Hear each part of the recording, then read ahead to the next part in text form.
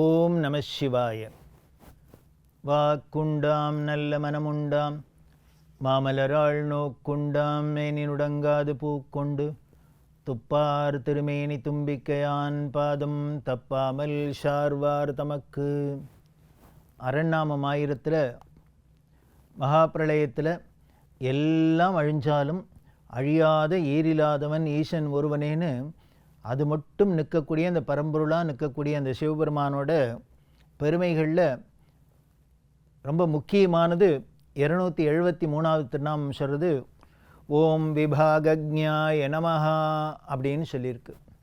இதோட பொருள் என்ன அப்படின்னா, அவரவர் கர்மங்களுக்கு ஏற்ற தக்கபடி பலனை கொடுக்க தெரிஞ்சவர்னு அர்த்தம்.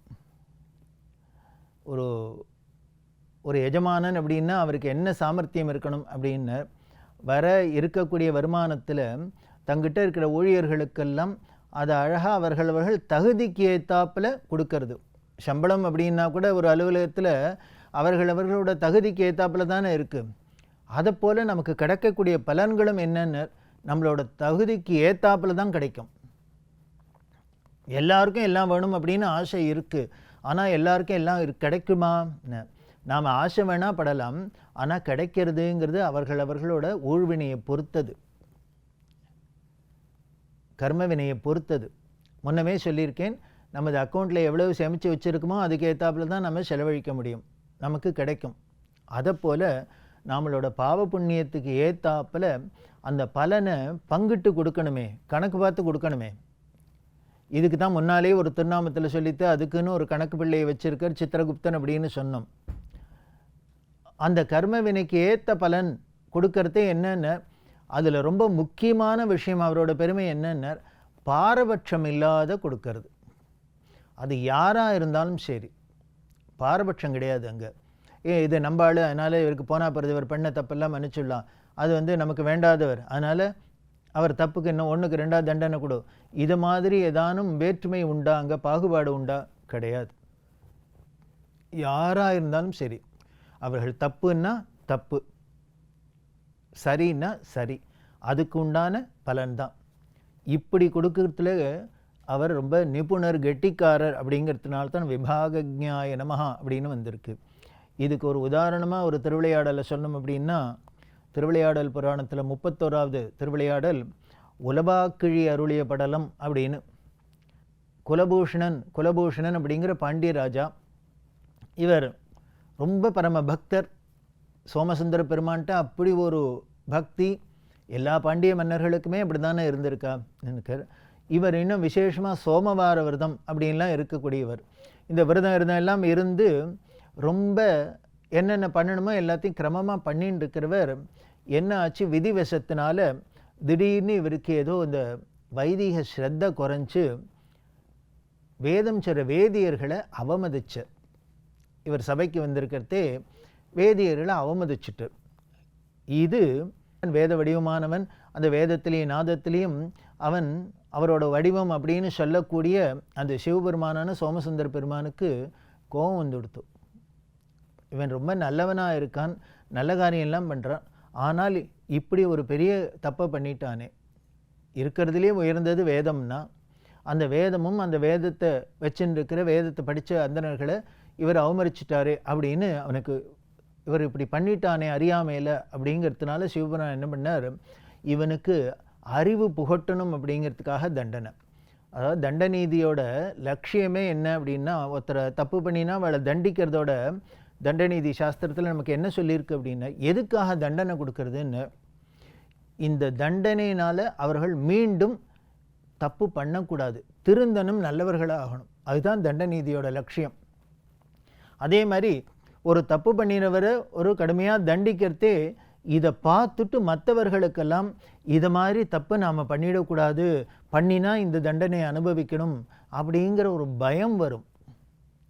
பொதுவாகவே நாமெல்லாம் ஓரளவுக்கு நல்லவர்களாக இருக்கணுங்கிறதே ஒரு சமுதாயத்தில் உள்ள ஒரு பயத்தினால, ஒரு சங்கோஜத்தினால தான். இல்லைன்னா நாம் பாட்டுக்கு இஷ்டத்துக்கு தான் இருப்போம்.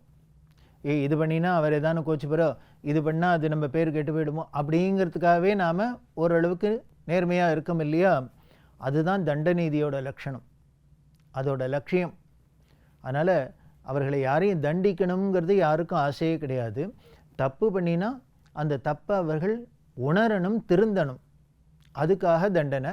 அதே மாதிரி மற்றவர்களுக்கு இதை பார்த்து நமக்கு தப்பு பண்ணக்கூடாது, தப்பு பண்ணினா இது மாதிரி கஷ்டத்தை அனுபவிக்கணுங்கிற ஒரு படிப்பணியாக இருக்கணும்.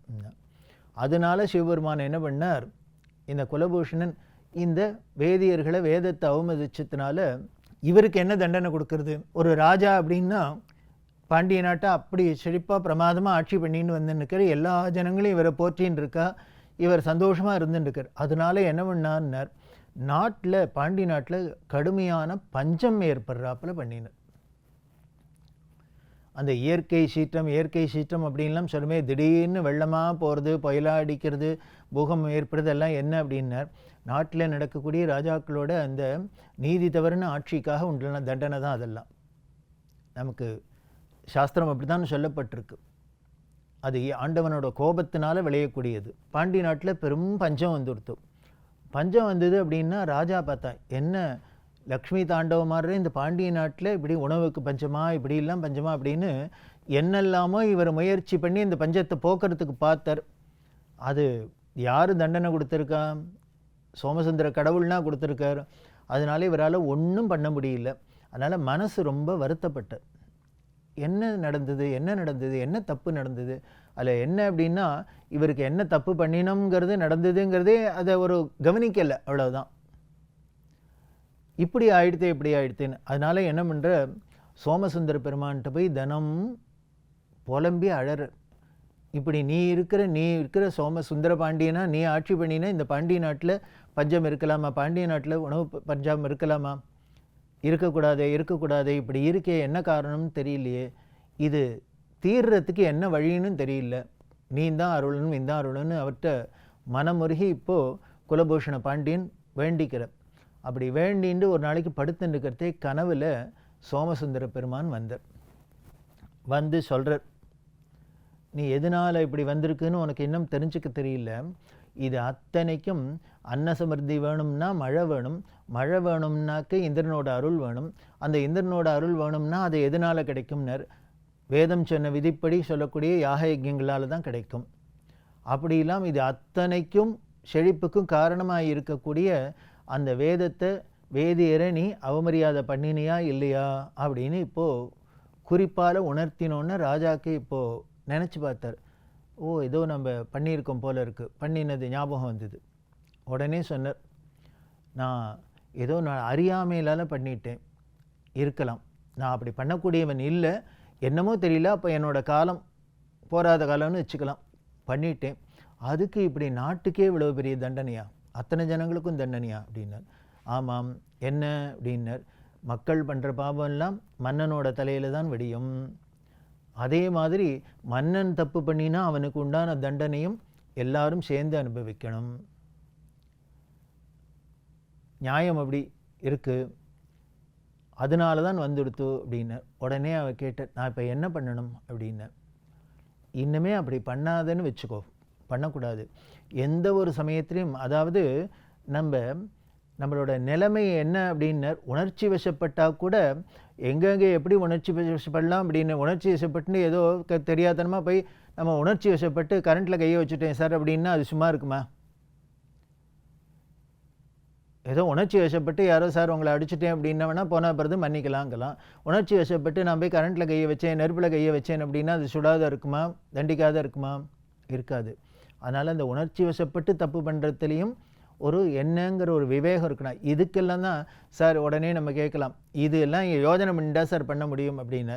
இதுக்காக தான் நமக்கு அறிவு கொடுத்துருக்கிறது. 6வது அறிவுன்னு மனிதனுக்கு மட்டும் ஸ்பெஷலாக ஏன் கடவுள் வச்சார்னு, இப்படி சிந்திச்சு எந்த ஒரு நிலைமையிலையும் நிதானம் தப்பக்கூடாதுங்கிறதுக்கு தான்.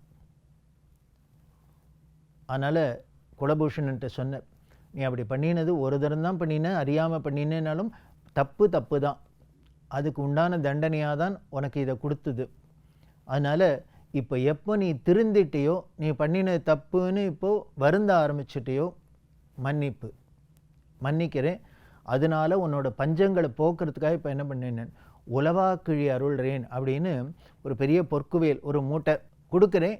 இதை வச்சுக்கோ, இதை திறந்து இதில் இருக்கிற பவுனை வச்சுன்னு நீ உன் பஞ்சத்தை போக்கிக்கோ, நாடு தானே செழிப்ப பழையபடி மீண்டும் இழந்த களைய மேலும் அப்படின்னு சோமசுந்தர பெருமான் கனவுல வந்து சொன்னார்.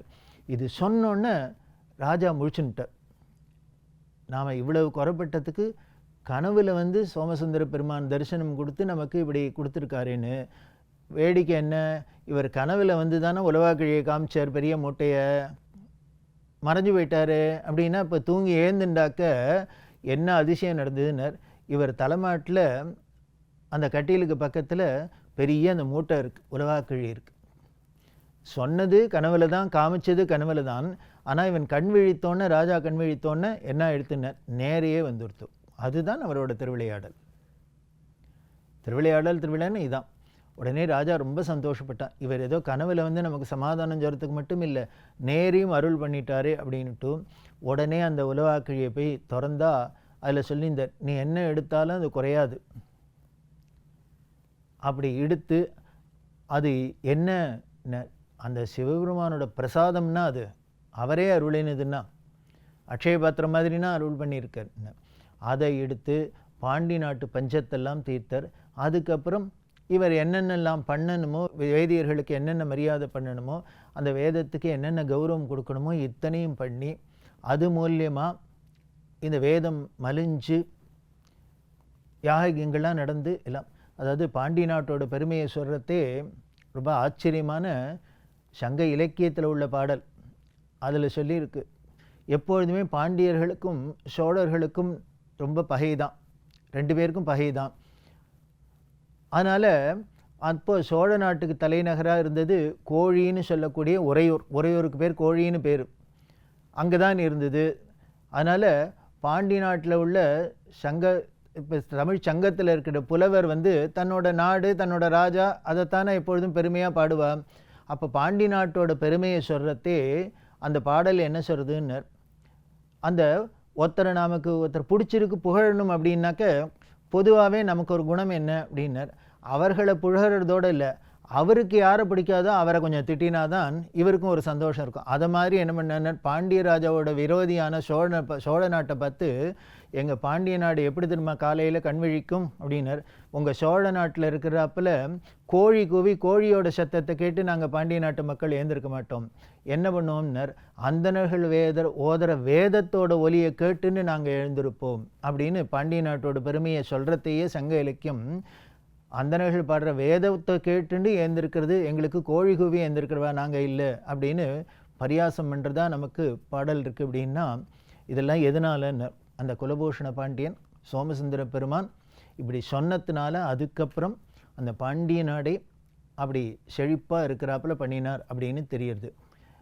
இதில் என்ன ஒரு விஷயம் அப்படின்னு, குலபூஷணன் அப்படிங்கிற எப்பேற்பட்ட பக்தர் எவ்வளவு எல்லாம் சிவபெருமான்கிட்ட எல்லாம் பண்ணியிருக்கார், இருந்தால் கூட அறியாமையில் ஒரு தப்பு பண்ணினாக்க அதுக்கும் விட்டு வைக்கலை. போனால் போகிறது நம்பாள் தானே அப்படின்னு விடலை, தண்டனை கொடுத்தார்.